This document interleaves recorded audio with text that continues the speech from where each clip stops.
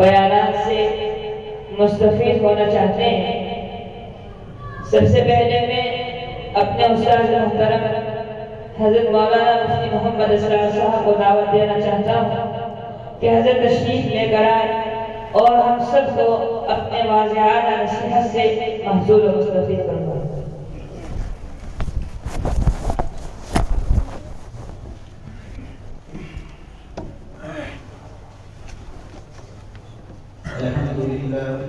الحمد لله وكفى وسلام على عباده الذين اصطفى أما بعد فأعوذ بالله من الشيطان الرجيم بسم الله الرحمن الرحيم ومن يؤت الحكمة فقد أوتي خيرا كثيرا صدق الله مولانا العظيم۔ وعن أبي موسى الأشعري رضي الله تعالى عنه قال قال رسول الله صلى الله عليه وسلم مثل ما بعثني الله من الهدى والعلم كمثل الغيث الكثير أصاب أرضا۔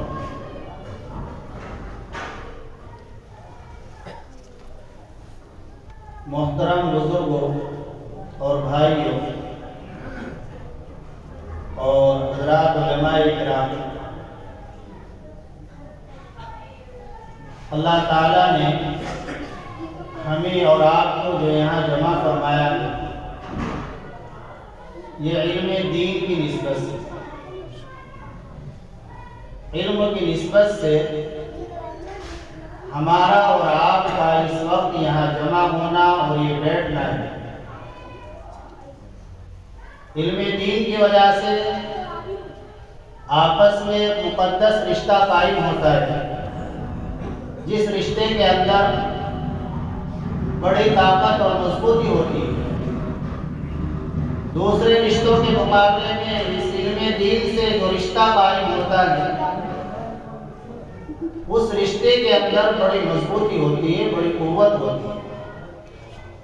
ایک انسان دوسرے صوبے کا رہنے والا ہے، اس کی زبان بھی الگ ہے، کلچر بھی الگ ہے، رہن سہن بھی الگ ہے، لیکن یہ علم دین کی تڑپ، اس کا چسکا ایسا ہوتا ہے کہ انسان اپنی تمام تر خواہشات کو مٹا کر، اپنی تمام ضروریات، تمام راحتوں اور سہولیات کو پس پشت ڈال کر علم دین حاصل کرنے کے لیے تیار ہو جاتا ہے اور دور دراز کا اس کے لیے سفر کرتا ہے، جانی مالی ہر طرح کی قربانی اس کے لیے پیش کرتا ہے۔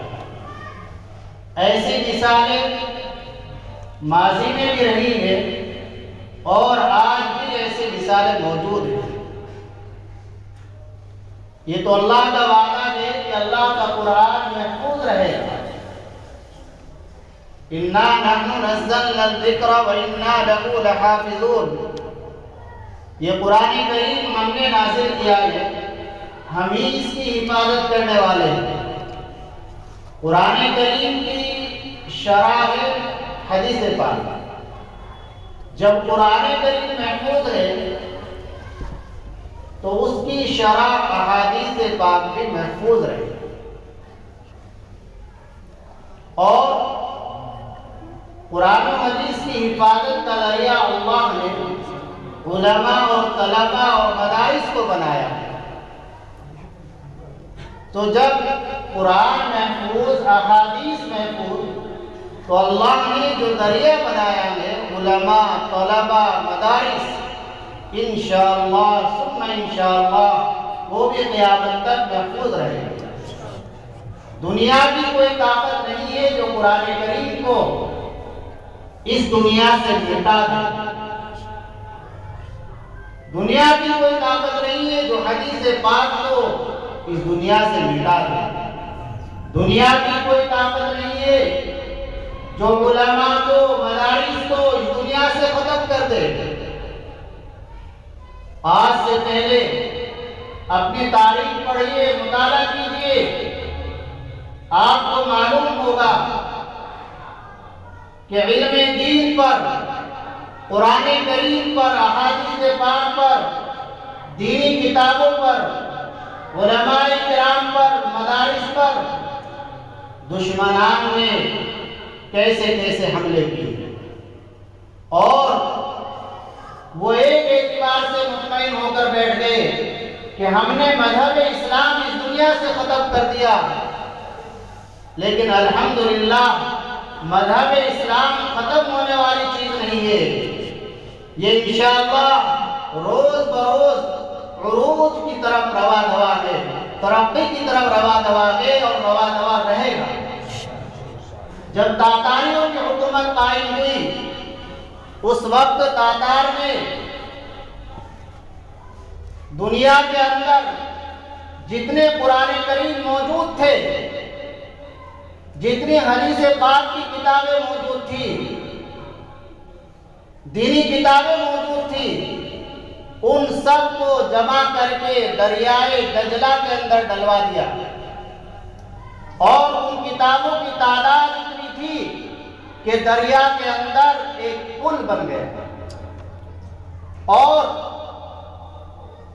ایک مہینے تک دریا کا پانی سیاہ چلتا رہا، کالا پانی چلتا رہا، روشنائی قلم کی لکھائی ہوتی تھی، مشینوں کا دور نہیں تھا۔ حکومت مطمئن ہو کر بیٹھ گئی، ہم نے قرآن کریم کو ختم کر دیا، احادیث کو ختم کر دیا، آپ بتائیے مجھے کہ کیا قرآن کریم ختم ہو گیا؟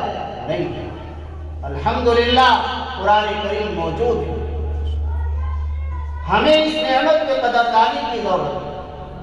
احادیث کی کتابیں موجود ہیں، ایک عالم کے پاس، لائبریری کی بات نہیں کر رہا ہوں، 10-10 20-20 لاکھ کی کتابوں کا ذخیرہ موجود ہے، اور اللہ نے دلوں کے اندر جذبہ اور شوق پیدا کر رکھا ہے کہ میں اپنی ہر ضروریات سے پہلے کتاب خریدنے کی ضرورت کو مقدم رکھوں گا، اپنی کتاب خریدوں گا۔ اندلس کے اندر جب حالات پیدا ہوئے، علم دین سیکھنے اور سکھانے پر سخت پابندیاں لگ گئی، علماء نے کیسی قربانیاں دی،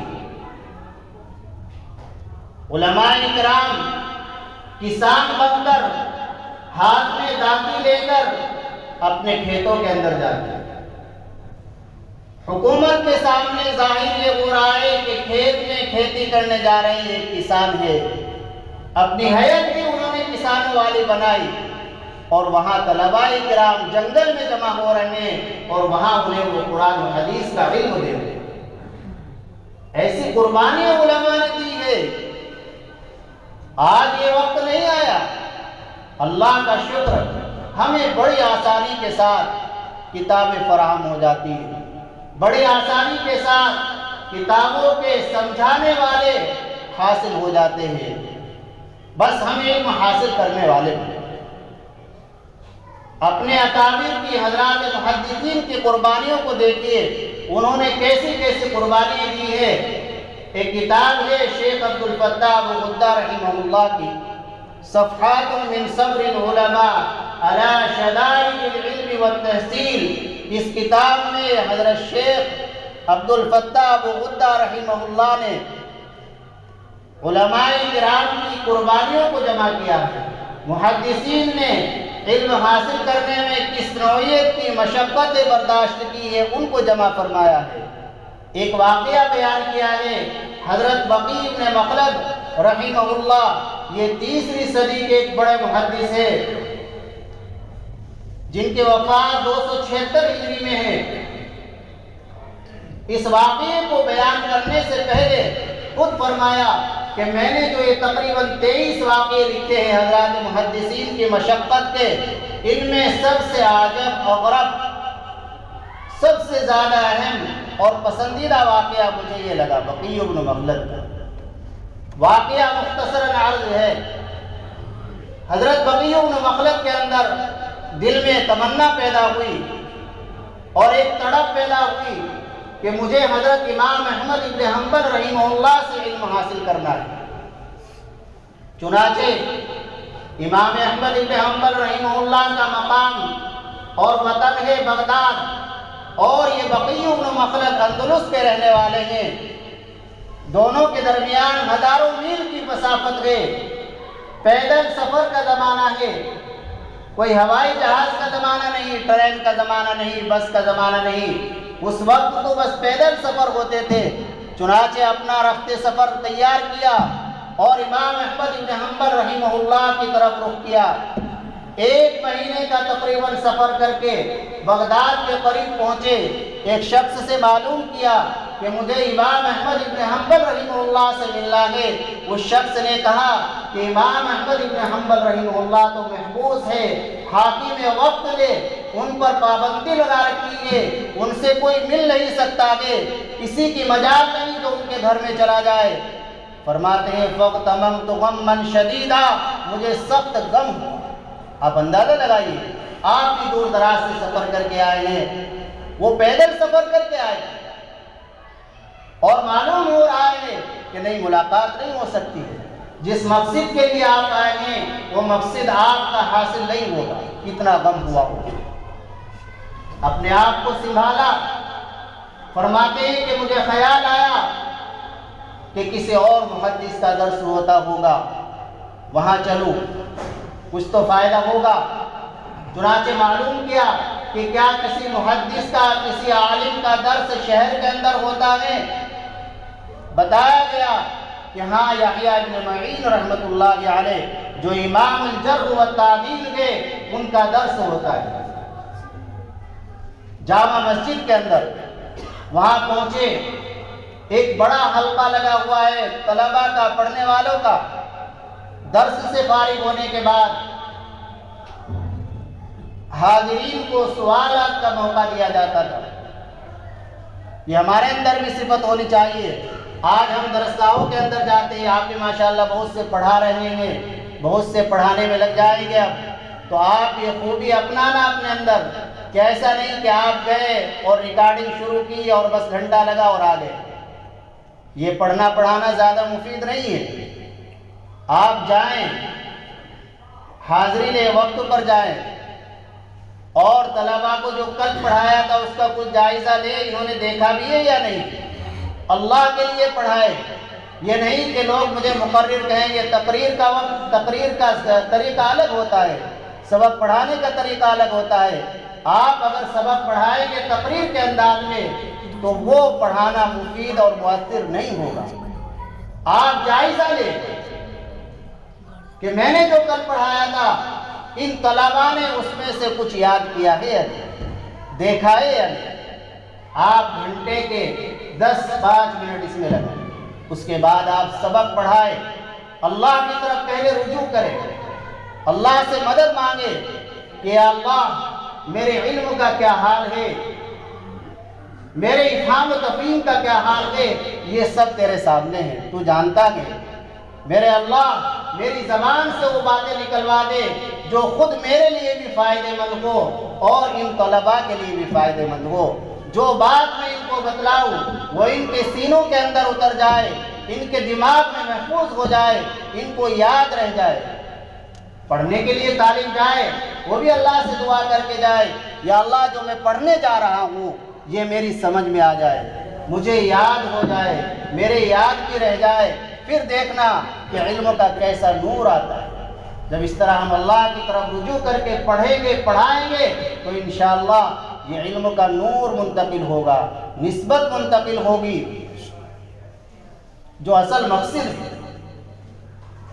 تو حضرت بقی بن مخلد کھڑے ہوئے سوال کرنے کے لیے، اور ایک راوی کے متعلق سوال کیا ہشام بن عروہ کے کہ آپ کی ان کے بارے میں کیا رائے ہے۔ حضرت یحییٰ بن معین رحمۃ اللہ علیہ نے فرمایا وہ ایک ثقہ اور مضبوط راوی۔ پھر دوسرا سوال کرنے لگے، پیچھے جو حضرات بیٹھے تھے انہوں نے دامن کھینچا اور کہنے لگے غیرک یرحمک اللہ، تمہارے علاوہ بھی اور لوگ موجود ہیں جنہیں سوالات شیخ سے کرنے ہیں، آپ بیٹھ جائیے۔ فرماتے میں نے عرض کیا بھائی اصل میرا سوال یہی تھا جو اگلا ہے، آپ مجھے 1 منٹ کا وقت دیجئے، میں ایک سوال شیخ سے کر لوں۔ سوال کیا کہ آپ کی امام احمد ابن حنبل رحمہ اللہ کے متعلق کیا رائے ہے؟ حضرت امام احمد ابن حنبل رحمہ اللہ انہوں نے بڑی قربانیوں کے ساتھ علم حاصل کیا. فرماتے ہیں کہ جب میں علم حاصل کرتا تھا، آپ علم حاصل کرنے والوں کی تاریخ اٹھا کر دیکھیں گے، انتہائی غربت کے زمانے میں پڑے گے، انتہائی غربت کے زمانے. آج تو ہمیں طرح طرح کے کھانے پینے کی لذت اور مزے کی چیزیں میسر ہو رہی ہے.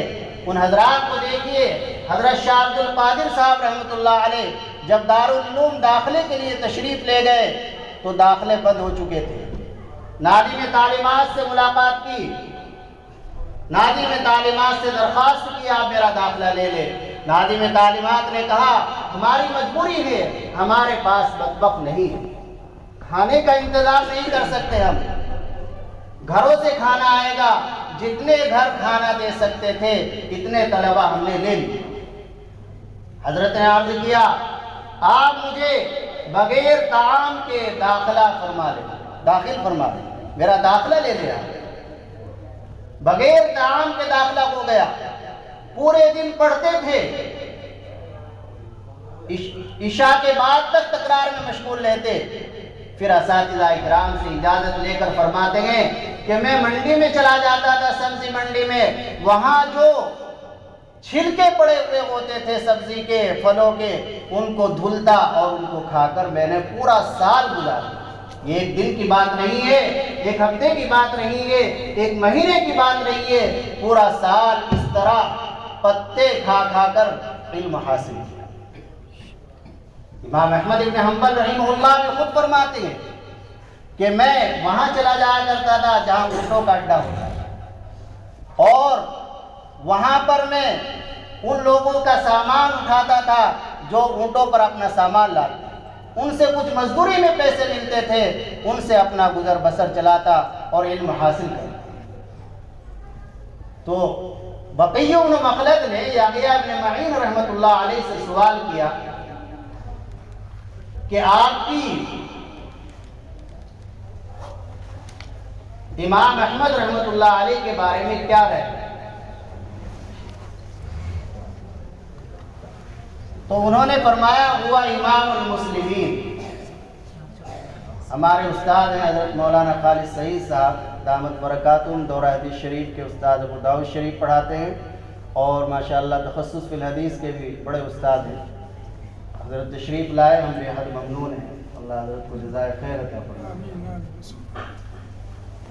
تو دوسرا سوال یہ کیا کہ آپ کی بقی بن مخلد نے امام احمد کے بارے میں کیا رائے ہے؟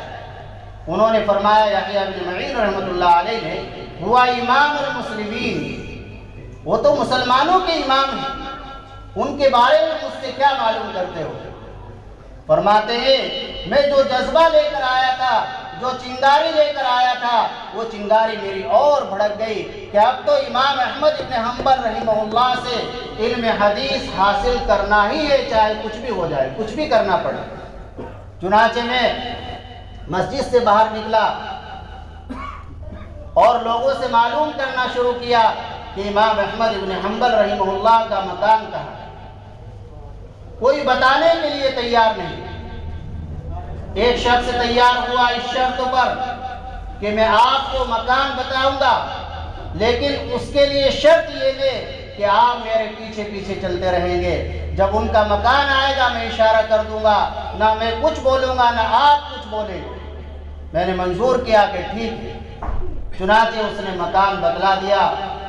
میں اپنے ہوٹل پر آیا، کمرے پر آیا، اور اگلے دن میں نے فقیر کی حیت بنائی، فقیروں جیسا لباس پہنا علم حدیث حاصل کرنے کے لیے، اور فقیر بن کر حضرت امام احمد ابن حنبل رحمہ اللہ کے مکان پر پہنچا اور آواز دی اجرکم علی اللہ. اندر سے 1-2 درہم آیا. میں نے کہا یہ مجھے نہیں چاہیے، مجھے حدیث چاہیے، آپ مجھے 1-2 حدیث سنا دے، میں چلا جاؤں. حضرت امام احمد ابن حنبل رحمہ اللہ نے فرمایا میں تو پریشانی میں مبتلا ہوئی ہوں، تم بھی پریشانی میں پڑ جاؤ گے. حاکم وقت کی طرف سے سختی ہے، پابندی. بقی بن مخلد رحمہ اللہ نے عرض کیا میں روز فقیر بن کر آپ کے دروازے پر آ جایا کروں گا، موقع ہوا کرے گا آپ ایک حدیث بیان کر دیا کرے، نہیں تو میں ایسے ہی واپس چلا جایا کروں۔ چنانچہ فرماتے ہیں کہ اسی طرح میں نے 200-300 حدیثیں حاصل کی۔ کتنی مشقت، کتنی ذلت کے ساتھ ان حضرات نے علم حاصل کیا۔ آج ہمیں تو بڑی آسانی کے ساتھ، بڑی عزت کے ساتھ علم حاصل ہو رہا ہے، کہیں اگر ذلت اٹھانی پڑتی ہے ہم فوراً ناراض ہو جاتے ہیں، اس دروازے پر نہیں جاتے۔ ایسا نہیں ہونا چاہیے۔ علم حاصل ہوتا ہے ذلت کے ساتھ، لیکن جب حاصل ہو جاتا ہے پھر عزت ہی عزت ہے، پھر عزت ہی عزت۔ تو ایک بات تو یاد رکھے کہ ہمیشہ اپنے آپ کو طالب علم ہی سمجھتے رہے۔ طالب علم کسے کہتے ہیں؟ طالب علم وہ ہے جس کے اندر علم کی طلب، جس کے دل و دماغ میں ہر وقت کوئی علمی مسئلہ، کوئی علمی عبارت گردش کر رہی ہو۔ جس طرح ایک بھوکا اور پیاسا آدمی ہوتا ہے، جب تک وہ کچھ کھا پی نہیں لیتا ہے اس وقت تک اسے چین نہیں آتا، اسی طرح جب تک ہمارا علمی مسئلہ حل نہ ہو جائے اس وقت تک ہمیں چین نہ آئے۔ ایسی طلب ہونی چاہیے، ایسی طلب، پھر علم آتا ہے۔ اور یہ نہیں کہ آپ نے دورہ پڑھ لیا، افتاء پڑھ لیا تو آپ فارغ ہو گئے، اب کتابوں سے فراغت نہیں۔ آپ اپنے اس علمی سفر کو جاری رکھیں۔ آپ ہر دن کتاب کا ضرور کچھ نہ کچھ مطالعہ کریں، ایک نظام الاوقات بن، خصوصاً فقہ میں فتاوی شامی کا مطالعہ کریں۔ حضرت گنگوہی نور اللہ مرقدہ نے فتاوی شامی کا 5 مرتبہ مطالعہ فرمایا، 5 مرتبہ بالاستیعاب۔ تو آپ بار بار پڑھیں، یہ نہیں کہ ایک بار پڑھ لی یہ کتاب تو میری پڑھی گئی۔ جتنی مرتبہ آپ پڑھتے جائیں گے اتنی مرتبہ ہی علم کی نئی راہیں کھلیں، اتنی مرتبہ ہی علم کی نئی راہیں کھلیں۔ حدیث شریف جو پڑھی ہے اس میں علم اور ہدایت کی مثال اللہ کے نبی صلی اللہ علیہ وسلم نے بارش کے مانند قرار دی کہ جو علم لے کر میں آیا ہوں ایسا ہے جیسے بارش زمین پر گرتی ہے۔ زمینیں 3 طرح کی ہوتی ہے، ایک عمدہ قسم کی زمین ہوتی ہے جو پانی کو اپنے اندر جذب کر لیتی ہے اور اس سے کھیتی اگتی ہے، پھل اگتے ہیں۔ تو زمین کا یہ حصہ ارض طیبہ، عمدہ حصہ ہے، اس نے بارش کے پانی سے خود بھی فائدہ اٹھایا اور دوسروں کو بھی فائدہ پہنچایا۔ دوسری قسم ہے اجادب، سخت زمین ہوتی ہے، وہ پانی کو تو اپنے اندر اکٹھا کر لیتی ہے، اللہ کی مخلوق کو اس سے فائدہ پہنچتا ہے، جانور پانی پیتے ہیں، کھیتوں کو سیراب کیا جاتا ہے، لیکن خود اپنے اندر جذب نہیں کرتے، خود فائدہ نہیں کرتے۔ اور تیسری زمین ہے قیان، جو نہ پانی کو روکتی ہے نہ پانی کو اپنے اندر جذب کرتی ہے۔ تو یہ زمین کا سب سے خراب حصہ ہے، بارش کے پانی سے نہ اس نے خود فائدہ اٹھایا ہے اور نہ ہی دوسروں کو فائدہ پہنچایا ہے۔ تو یہی مثال علم حاصل کرنے والوں کی۔ وہ حضرات جو علم حاصل کرتے ہیں خود بھی اس پر عمل کرتے ہیں اور دوسروں تک بھی وہ علم پہنچاتے ہیں، تو ان کی مثال تو اس زمین کیسی ہے جو عمدہ قسم کی زمین ہے، جس نے پانی کو اپنے اندر جذب کیا، خود بھی فائدہ اٹھایا اور دوسروں کو بھی فائدہ پہنچایا۔ اور دوسری قسم یہ مثال ہے اس عالم کی کہ جس نے علم تو حاصل کیا لیکن اپنے علم پر عمل نہیں کیا، دوسروں کو فائدہ پہنچایا، پڑھا رہا ہے، تقریریں کر رہا ہے، لیکن خود اس کا علم، خود اس کا عمل اس کے علم کے مطابق نہیں ہے، علم کے تقاضے پر عمل نہیں۔ حدیث شریف میں اس کا ذکر نہیں، اس مشبہ کو ذکر نہیں کیا گیا۔ علامہ شیخ عبدالحق دہلوی نے لمعات التنقی میں اس کا جواب دیا ہے کہ کیوں ذکر نہیں کیا گیا۔ فرماتے ہیں کہ اس میں اشارہ اس بات کی جانب کہ جو عالم بے عمل ہے وہ ذکر کے لائق نہیں۔ اتنی بڑی تنبیہ، جو عالم بے عمل ہے وہ ذکر کے لائق۔ اور تیسری مثال تو کافر کی ہے کہ جس نے ہدایت کو قبول کیا ہی نہیں، اس کی طرف توجہ ہی نہیں کی۔ تو ہماری یہ بھی فکر ہونی چاہیے کہ علم کے ساتھ ساتھ عمل صالح کا اہتمام کریں۔ حضرت امام شافعی رحمۃ اللہ علیہ فرماتے ہیں کہ پڑھنے پڑھانے والوں کو چاہیے کہ اللہ اور ان کے درمیان ان کے کچھ اعمال مخفی ہوں، ایسے کچھ عمل کرے وہ کہ جن کا علم صرف اللہ کو ہو یا ان کرنے والوں کو ہو، کسی تیسرے کو نہیں۔ آج ہمارا حال یہ ہے، اولاً تو عمل صالح کی طرف رغبت نہیں ہے، اگر ہوئی بھی تو اس کو کہتے پھرتے ہیں، بتاتے پھرتے ہیں۔ حضرات محدثین وہ باوجود علمی مشغولی کے کثرت سے عبادت عمل صالح کا بھی اہتمام کرتے تھے۔ کتنے محدثین ہیں کہ روز ایک قرآن کریم پڑھا کرتے تھے۔ حضرت یحییٰ ابن معین رحمۃ اللہ علیہ یحییٰ ابن سعید القطان کے متعلق فرماتے ہیں کہ 20 سال تک روز ایک قرآن کریم پڑھنے کا معمول رہا، 20 سال تک۔ امام ذہبی رحمۃ اللہ علیہ نے ابو بکر ابن عیاش رحمہ اللہ کے متعلق لکھا کہ 40 سال تک روز ایک قرآن کریم پڑھنے کا معمول رہا۔ یہ بقی بن مخلد رحمہ اللہ جن کا بھی واقعہ سنایا، یہ رات کو 13 رکعت میں ایک قرآن کریم پڑھ لیا کرتے۔ عطاء بن السائب رحمہ اللہ روز ایک قرآن کریم پڑھتے تھے۔ اب ہم اپنا بھی جائزہ لیں کہ ہم روز کتنا قرآن کریم پڑھتے ہیں، کتنی تلاوت کرتے ہیں۔ ایک قرآن کریم حافظ قرآن روز بڑی آسانی کے ساتھ پڑھ سکتا ہے۔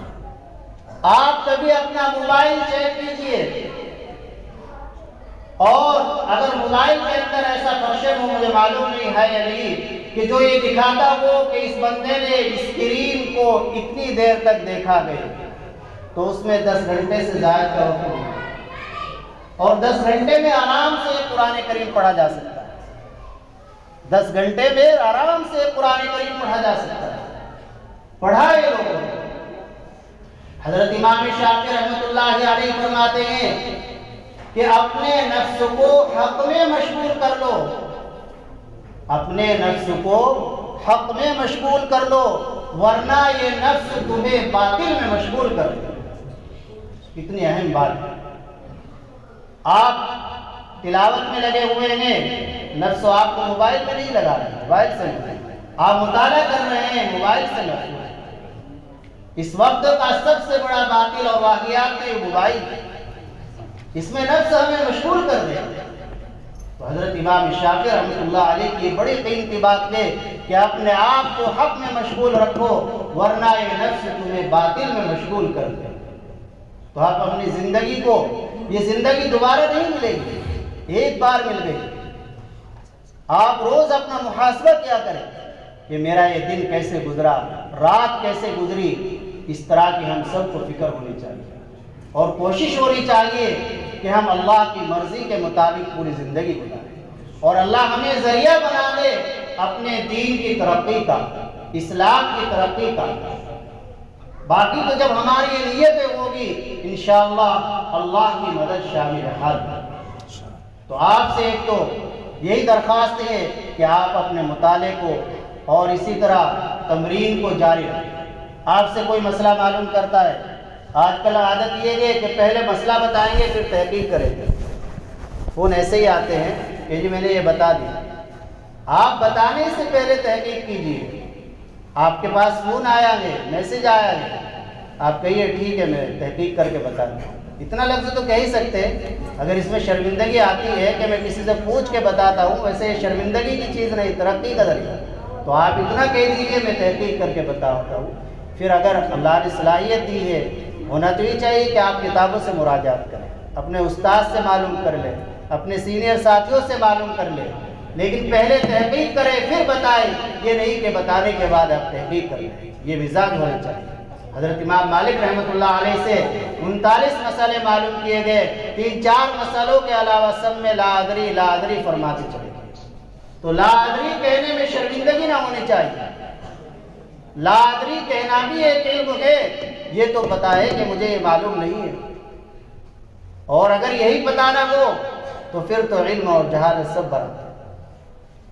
تو ایک تو یہ کہ جو بھی بات آپ کہیں تحقیق کے ساتھ، حوالے کے ساتھ، ایک اللہ جیسا بھی موقع دے دین کی خدمت کرنے کا تو اس موقع کو غنیمت جانیے۔ آپ کو قاعدہ پڑھانے کا موقع مل رہا ہے، آپ پڑھانے میں لگ جائیے۔ اپنے اکابر کتنے ایسے ہیں کہ جنہوں نے ایک وقت قاعدہ پڑھایا تو دوسرے وقت بخاری شریف پڑھائی۔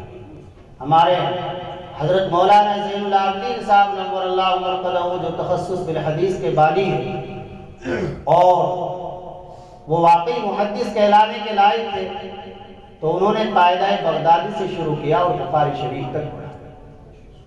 عجیب بے نفس انسان، عاجزی، انکساری، تواضع اعلیٰ درجے، من تواضع للہ رفعہ۔ یہ بھی ہونا چاہیے کہ انسان کے اندر تواضع۔ آپ اپنے اساتذہ کو دیکھتے ہیں، ان کے اندر کس قدر تواضع ہے، تو وہ تواضع ہمیں لینی چاہیے۔ اور غرور کی کوئی بات ہے بھی نہیں۔ آپ دیکھیں اس دنیا کے اندر کتنے بڑے بڑے محقق، محدث، ایک سے ایک عالم موجود ہیں جنہوں نے 100 کتابیں لکھ رکھی ہیں، لیکن پھر بھی وہ تواضع کے ساتھ رہتے ہیں، اللہ کے ذکروں میں مشغول رہتے ہیں۔ ابن الجوزی رحمۃ اللہ علیہ فرماتے ہیں کہ میں نے 20,000 کتابوں کا مطالعہ کیا اور 2,000 کتابیں بھی لکھی۔ ان کا حال یہ تھا کہ کتاب لکھتے رہتے تھے، اس وقت وہ قلم لکڑی کے ہوتے تھے، جب قلم خراب ہو جاتا تو جتنی دیر قلم بنانے میں لگتی اتنی دیر میں اللہ کا ذکر کرنے لگتے۔ اللہ کا ذکر بھی کرنا چاہیے، یہ سب سے آسان عبادت ہے، اجر اس کا سب سے بڑا ہوا ہے۔ حافظ ابن حجر رحمۃ اللہ علیہ کے بارے میں بھی اس طرح لکھا ہے۔ تو اللہ تعالیٰ عمل کی توفیق عطا فرمائے اور آپ کے اس پڑھنے پڑھانے کو اللہ قبول فرمائے، جو غلطی کوتاہی ہوئی اسے اللہ معاف فرمائے۔ وآخر دعوانا الحمدللہ رب العالمین۔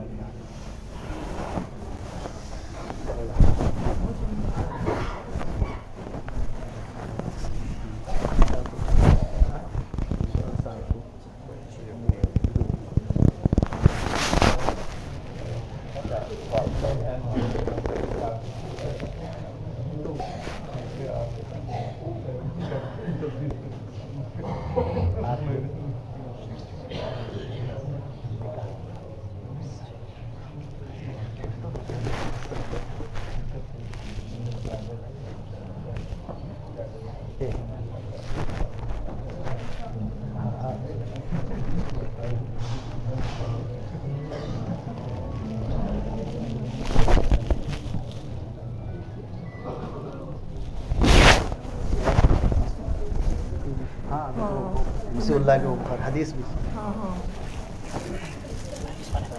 آپ نے سنا ہوگا، ہمارے شعبہ تخصص بالحدیث کے طالب ہے مولوی مسیح اللہ سلمہ ایم پی مدھیہ پردیش کے رہنے والے ہیں، ماشاءاللہ انہوں نے بخاری شریف حفظ کی ہے۔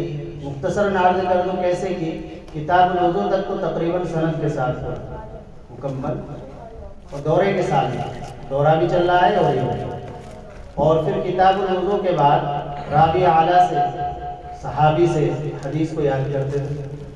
پھر آگے مقررات آنے لگی تو مختصر البخاری، اس میں بھی تقریباً 2300 حدیثیں ہیں، وہ سب یاد کی، اور بڑی بڑی اللہ نے عجیب قسم کا حافظہ دیا ہے۔ اللہ سے دعا کرنی چاہیے اللہ تعالیٰ اس بچے کو خوب ترقیات سے نوازے، قدر کرنی چاہیے۔ اللہ آپ کسی کی قدر کریں گے اس طرح تو انشاءاللہ آپ کے اولاد میں ایسے حفاظ اللہ پیدا فرمائیں گے۔ حدیث ام ذرا حضرات جانتے ہیں مشکل روایت ہے، اسے نادرہ پڑھنا بھی مشکل رہتا ہے، لیکن وہ ماشاءاللہ سبق کے ساتھ ساتھ اس کے علاوہ 15-16 حدیثیں اور سنائیں، یعنی بس جیسے سناتے جا رہے ہیں، ابھی آپ کو بھی سنا دیں گے حدیث ام ذرا، تو ہم چاہتے ہیں کہ وہ آپ کے سامنے 1-2 حدیث مکمل سند کے ساتھ پڑھ دیں، تو یہ بھی حدیث پاک کی برکت حاصل ہوگی انشاءاللہ۔ اب وہ پڑھیں گے آپ کے سامنے، اس کے بعد انشاءاللہ دستار ہوگی، اور آپ 1-2 کچھ بولیں، آپ میں سے کچھ کوئی کہنا چاہیں، کچھ سیکھا آپ نے کیا، جو بھی بلا تکلف یا کوئی اور مشورہ، تو اس کے بعد پھر انشاءاللہ دستار ہو جائے گی اور نکاح ہوگا، پھر دعا ہو جائے گی۔ ہمارے مختصر سے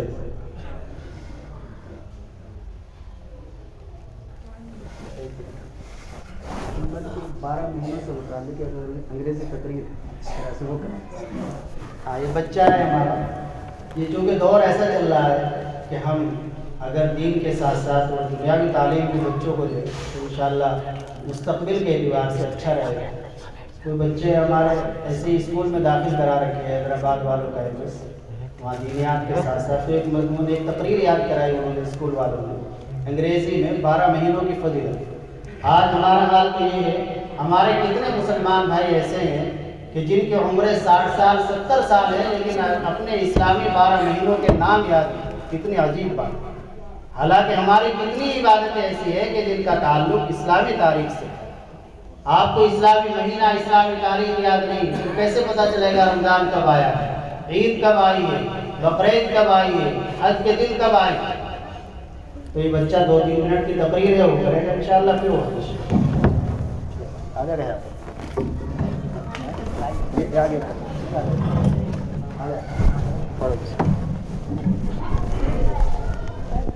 Assalamu alaikum brothers and sisters.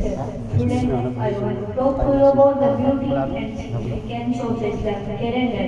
As Muslims, we follow our calendar that is based on the cycles of the moon.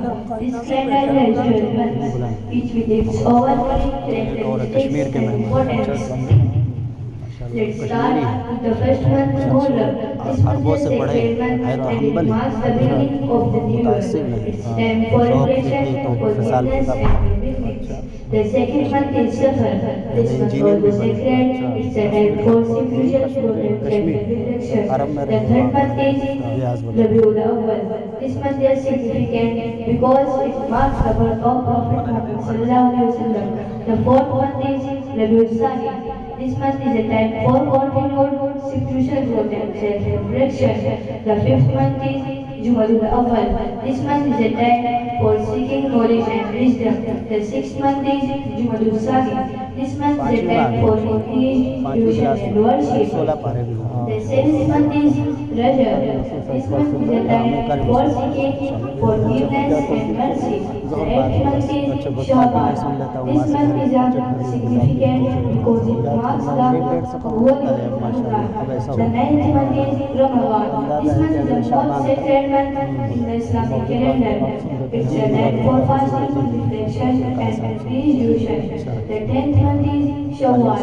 This month is significant because it marks the Ramadan Eid al-Fitr celebrations. The 11th month is Dhul Qa'dah. This month is a time for seeking forgiveness and mercy. The 12th month is Dhul Hijjah. This month is significant because it marks the Hajj pilgrimage beginning Eid al-Adha celebration.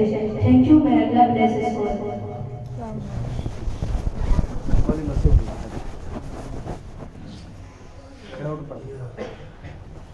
حدیث ام ذرا بھی سنائیں گے اور کیا کلمۃ الحدیث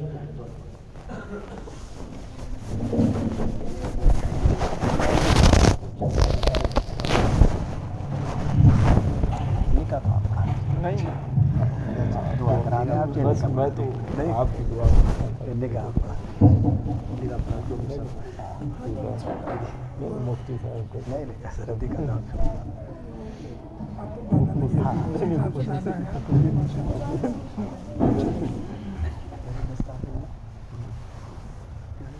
بسم الله الرحمن الرحيم الحمد لله رب العالمين والصلاة والسلام على سيد الأنبياء والمرسلين محمد وعلى آله وأصحابه أجمعين. أما بعد فإن خير الحديث كتاب الله وخير الهدي هدي محمد صلى الله عليه وسلم وشر الأمور محدثاتها وكل محدثة بدعة وكل بدعة ضلالة وكل ضلالة في النار. حفظت البخاري كله على أستاذنا المشفق المربي الشيخ مفتي محمد أسرار السهارنفري. وحدثني الشيخ المتقن الزاهد المحدث العلامة السيد محمد عاقل بن أيوب السهارنفري. حفظه الله ورعاه ونفعنا بعلومه وحشرنا في زمرته.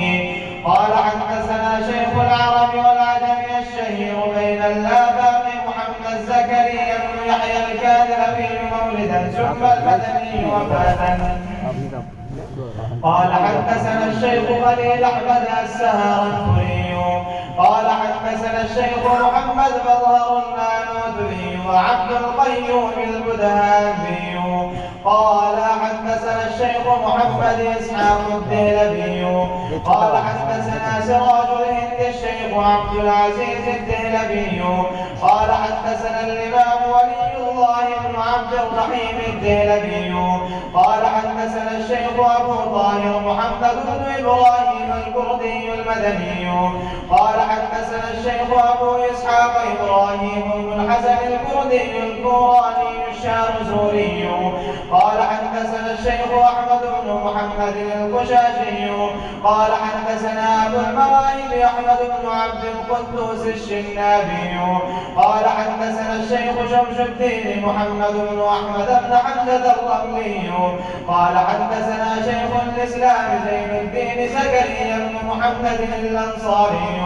قال حدثنا شيخ الإسلام الحافظ شهاب الدين أبو الفضل أحمد بن علي بن محمد المعروف بابن حجر العسقلاني قال حدثنا الشيخ زين الدين إبراهيم بن أحمد التنوخي قال حدثنا الشيخ أبو العباس أحمد بن طالب الحجار قال حدثنا الشيخ أبو علي الحسين بن المبارك الزبيدي قال حدثنا الشيخ أبو الوقت عبد الأول بن عيسى السجزي قال حدثنا الشيخ أبو الحسن عبد الرحمن بن محمد الدابدي قال حدثنا أبو محمد عبد الله بن أحمد بن حموية السرخسي قال حدثنا أبو عبد الله محمد بن يوسف الفربري قال حدثني أمير المؤمنين بالحديث أبو عبد الله محمد بن إسماعيل بن إبراهيم بن المغيرة بن بردزبة الجعفي اليماني البخاري.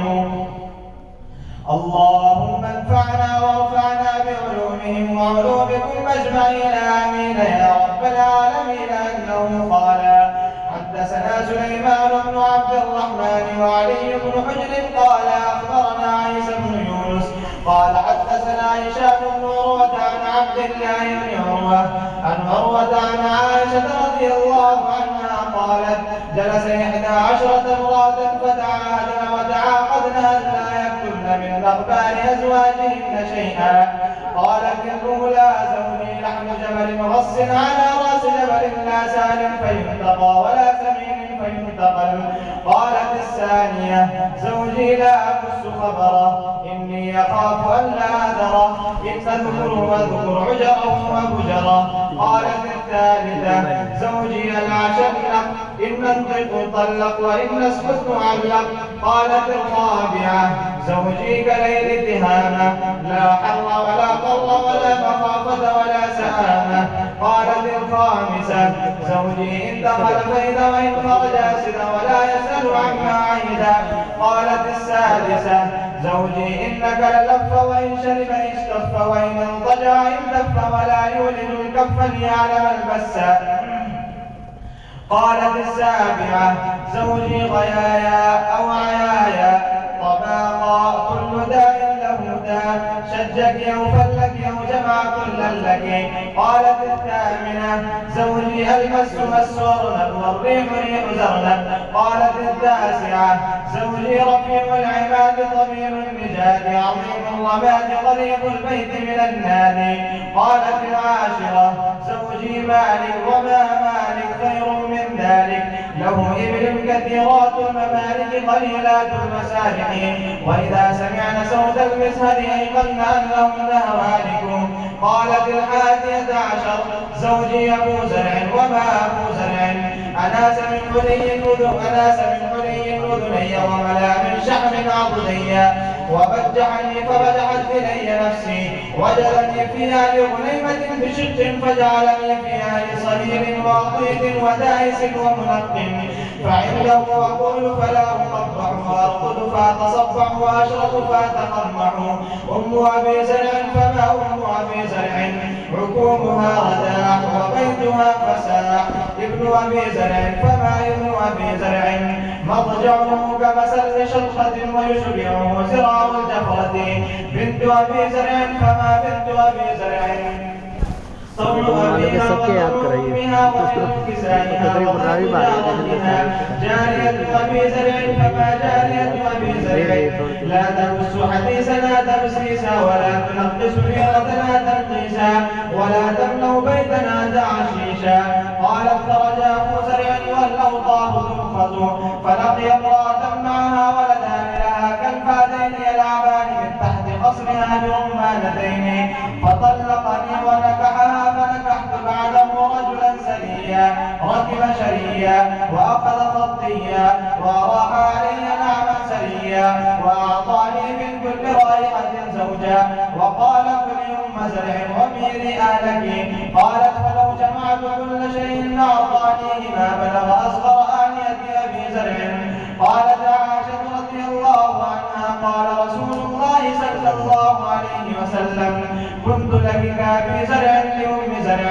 وبه قال حدثنا أحمد بن إشكاب قال حدثنا محمد بن فضيل عن عمارة بن القعقاع عن أبي زرعة عن أبي هريرة رضي الله تعالى عنه قال النبي صلى الله عليه وسلم كلمتان حبيبتان إلى الرحمن خفيفتان على اللسان ثقيلتان في الميزان سبحان الله وبحمده سبحان الله العظيم.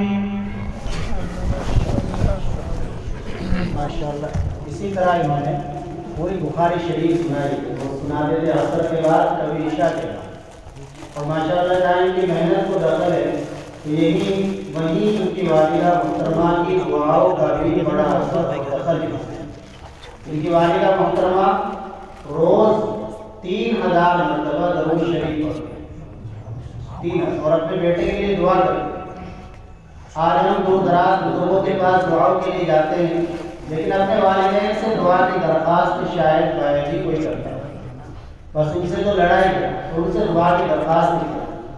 والدین سے اپنی دعا کی درخواست کریں, ان کی دعائیں ہمارے حق میں انشاءاللہ قبول ہوگی. اب نکاح ہوگا ہمارے مفتی طیب صاحب.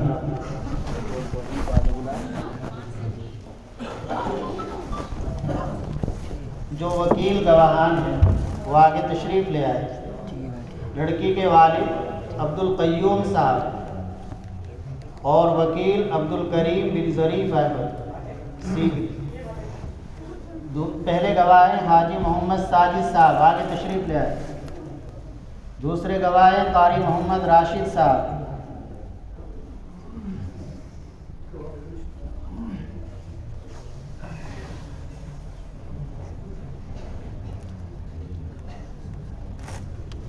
آگے والد صاحب کون ہیں؟ عبد القیوم صاحب اور عبد الکریم حاجی محمد ساجد. آگے قاری 10,000 روپے مہر ہے. عبد القیوم صاحب کی بیٹی ہے نرگس, ان سے نکاح حضرت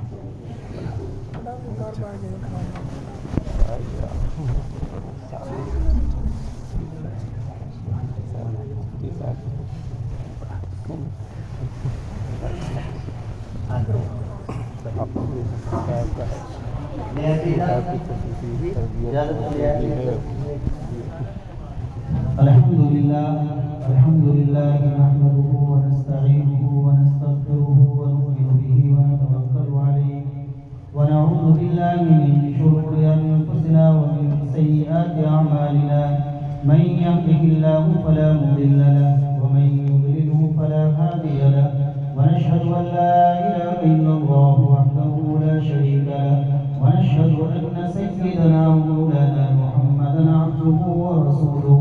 أما بعد فأعوذ بالله من الشيطان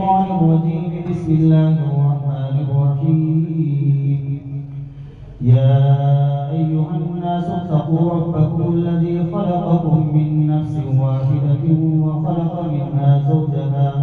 وخلق منها زوجها وبث منهما رجالا كثيرا ونساء واتقوا الله الذي تساءلون به والأرحام إن الله كان عليكم رقيبا يا أيها الذين آمنوا اتقوا الله حق تقاته ولا تموتن إلا وأنتم مسلمون يا أيها الذين آمنوا اتقوا الله وقولوا قولا سديدا يصلح لكم أعمالكم ويغفر لكم ذنوبكم ومن يطع الله ورسوله فقد فاز فوزا عظيما قال النبي صلى الله عليه وسلم النكاح من سنتي وقد ورد في الخبر فمن رغب عن سنتي فليس مني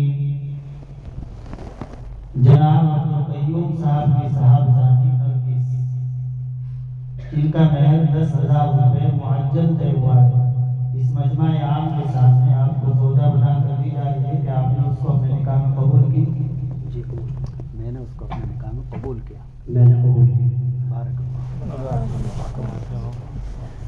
دستار اب دستار میں اللہ تعالیٰ مبارک فرمائے اور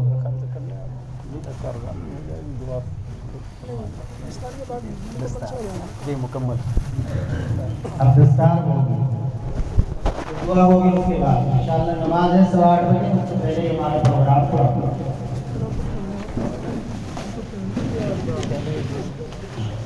اب بولیں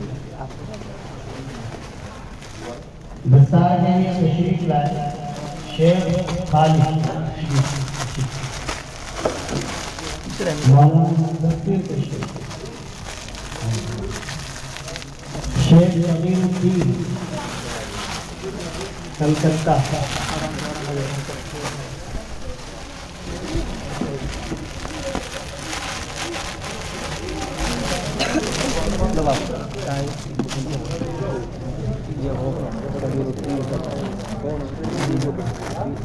مولی خالد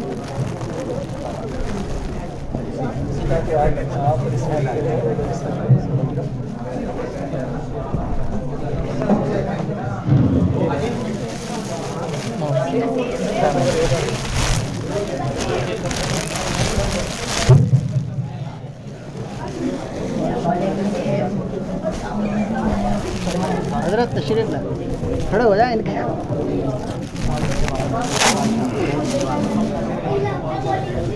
بھائی ناصر صاحب نے تشریف لیا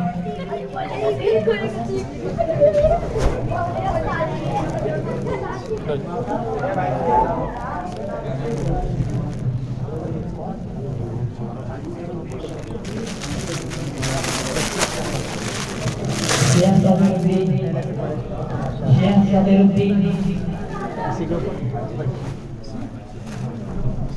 محمد امجد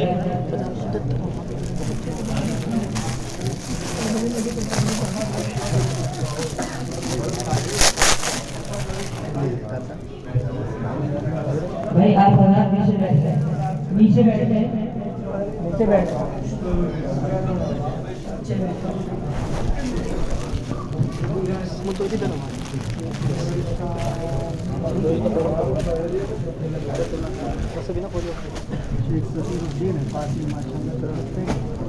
پڑھاتے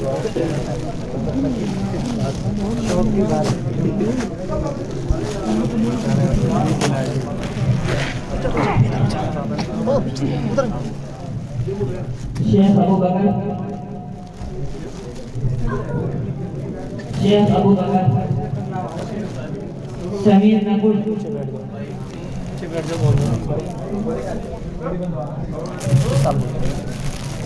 بھائی آپ حضرات نیچے بیٹھ جائیں نیچے بیٹھ جائیں بھائی بول نیچے بیٹھ نیچے بیٹھ جائیں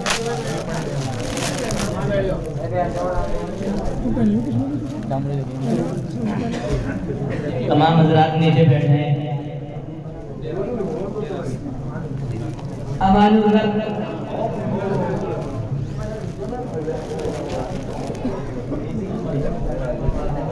محمد اویس،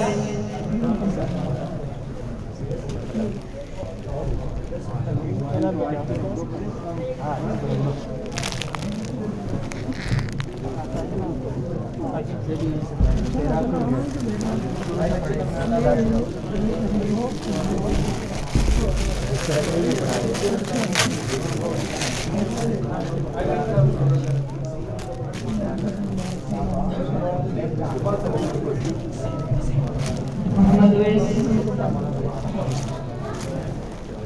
محمد نادر کھیڑا، نادر کھیڑا، محمد امجد گنگور،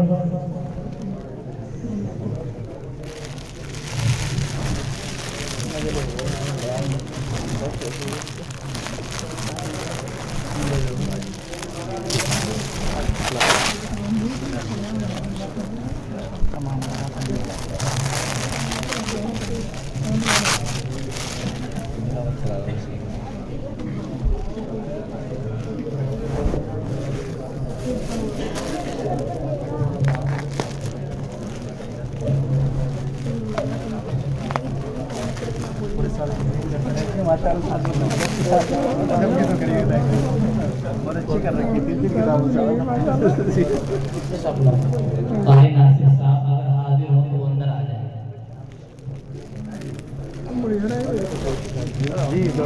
محمد اویس، محمد امجد گنگور، بات بڑی نہیں آتے تھے تب میرے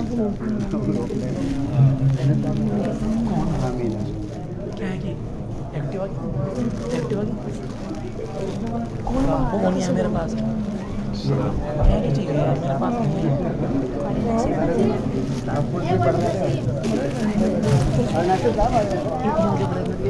امیر حسن،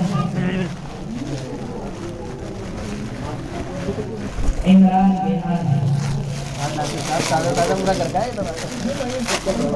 چلیے آئے ماشاء اللہ.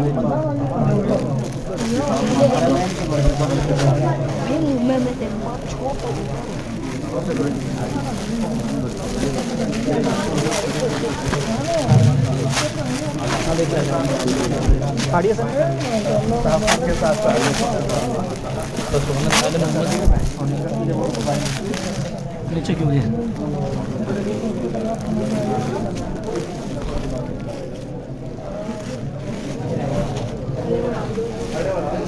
عمران بہار، اسجد سہارنپوری،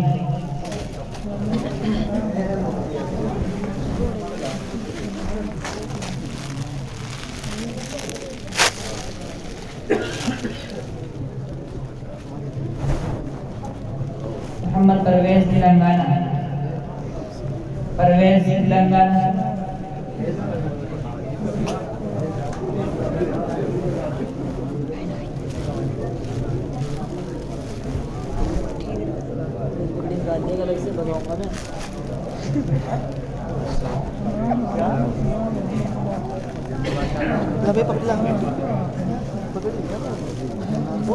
مفتی احمد لکھیڑا،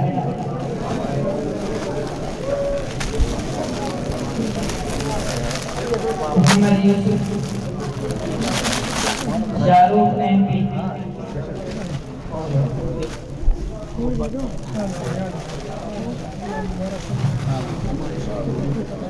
مفتی شاہد سرفدر، محمد نوشاد، محمد بلال،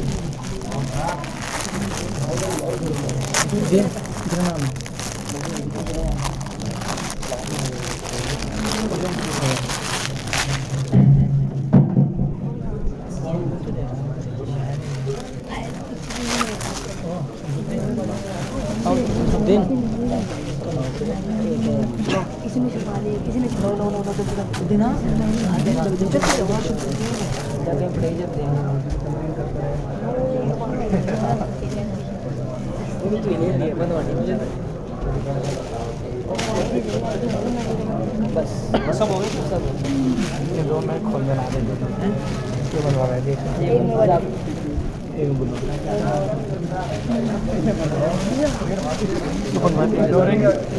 बुखारी के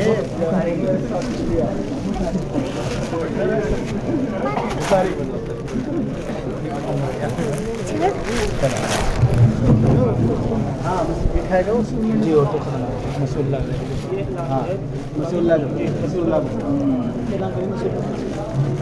मोहम्मद मसीहुल्लाह वो स्टेज पर आ जाए। मौलवी मसीहुल्लाह हिंदी स्टेज पर आ जाए।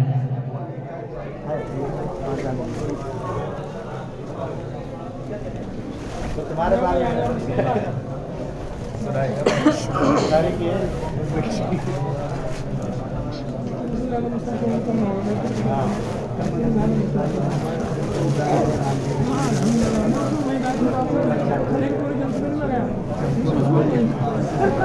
आपके घर में कई बात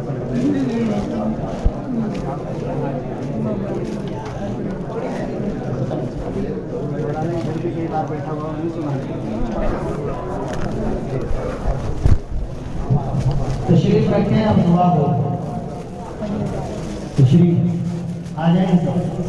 फिर अजान होगी और इंशाअल्लाह नमाज होगी, उसके बाद खाना आ जाए।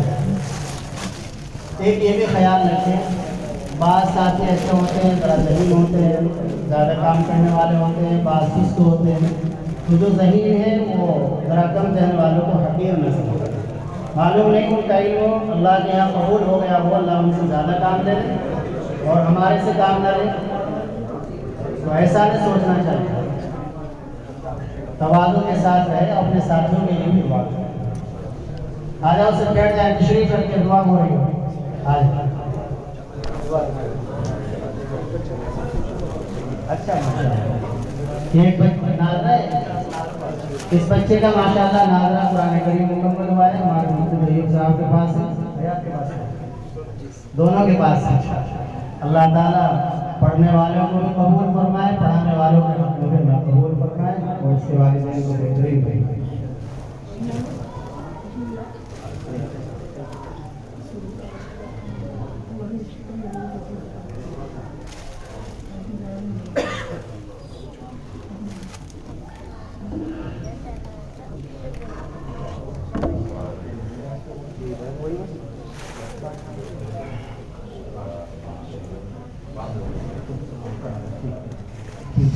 दुआ के बाद अजान होगी, अजान के 5 मिनट बाद जमात हो जाएगी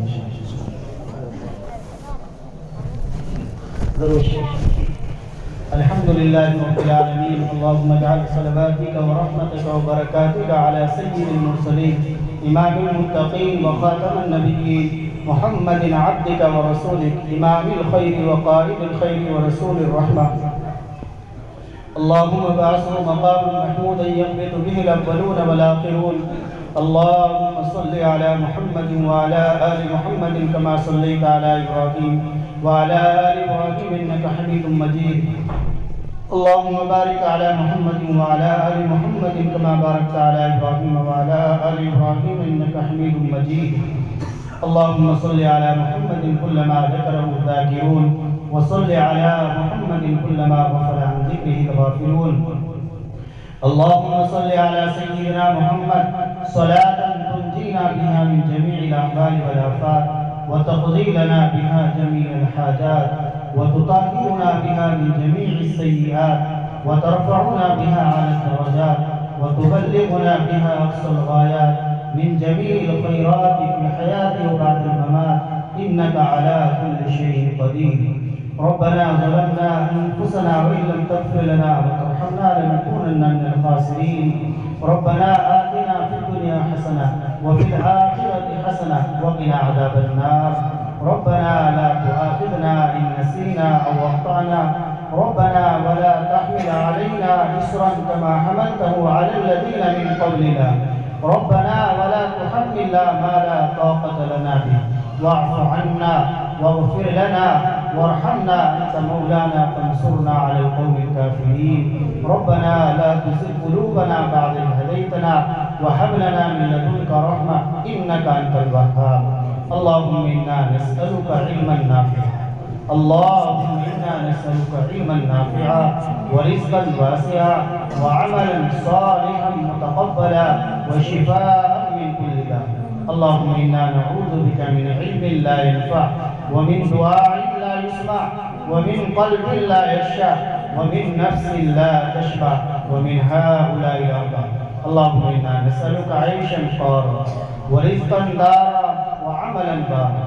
اللهم زدنا ولا تنقصنا، اللهم زدنا ولا تنقصنا، اللهم زدنا ولا تنقصنا، وأكرمنا ولا تهنا، وأكرمنا ولا تهنا، واعطنا ولا تحرمنا، واعطنا ولا تحرمنا، وآثرنا ولا تؤثر علينا، وآثرنا ولا تؤثر علينا، وأرزنا وارض عنا، وأرزنا وارض عنا. لا إله إلا الله الحليم الكريم. سبحان الله رب العرش العظيم. الحمد لله رب العالمين. نسألك موجبات رحمتك وعزائم مغفرتك والغنيمة من كل بر والسلامة من كل إثم. لا تدع لنا ذنبا إلا غفرته ولا هما إلا فرجته ولا حاجة هي لك الذنب إلا قضيتها یا ارحم الراحمین. مولا کریم ہم گناہ گار ہیں، یا اللہ ہمیں اپنے گناہوں کا اقرار ہے، ہم اقراری مجرم ہیں. یا اللہ آپ معاف فرمانے والے ہیں، معاف فرمانے کو پسند فرماتے ہیں. مولا کریم اس وقت تک کے تمام گناہوں سے توبہ کرتے ہیں. یا اللہ محض اپنے کرم سے بغیر استحقاق کے یا اللہ ہمیں معاف فرما. اس وقت تک کے تمام گناہوں کو معاف فرما.